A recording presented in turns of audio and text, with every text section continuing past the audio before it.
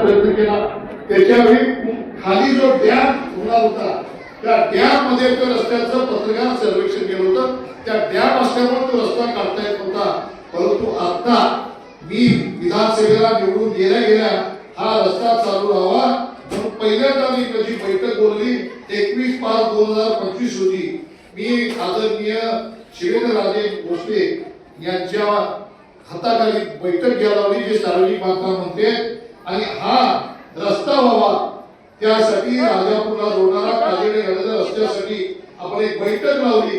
त्याच्यामध्ये असणारे अधिकाऱ्यांचं नाव आहे, की सगळे अधिकारी होते, एक बैठक लावली। या बैठकीच्या प्रमाणे या ठिकाणी कामकाज चालू झालं। हे बैठकीचा पुरावा या ठिकाणी आहे।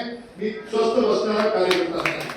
याच्यासाठी 1 कोटी रुपयाचा सर्वेक्षण करण्यासाठी निधी प्राप्त झालाय आणि तुम्हाला कल्पना आहे यामध्ये निर्देश असे की व्याघ्र प्रकल्पाच्या संरक्षित हद्दीतून करावयाच्या कामाबाबत आवश्यक परवानगी मिळवणे ही बाब अत्यंत जटिल आहे।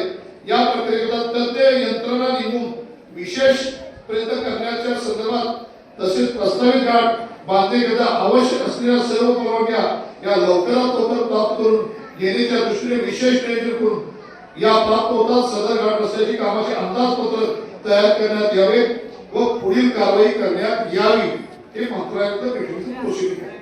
त्यामुळे या घाटाच्या कामाला मी फाईल पुढे दिलेली आहे। 12 किलोमीटर तुम्हाला कल्पना असेल की हा घाट जात असताना तुम्हाला माहिती असावी की घाटाच्या पायथ्यापासून घाट मातेची उंची ही सर्वसाधारण 395 मीटर आहे। हे खाल्लं सदर ठिकाणी ग्रेडनुसार घाट करायचा आहे, असा काही घाट करता येत नाही।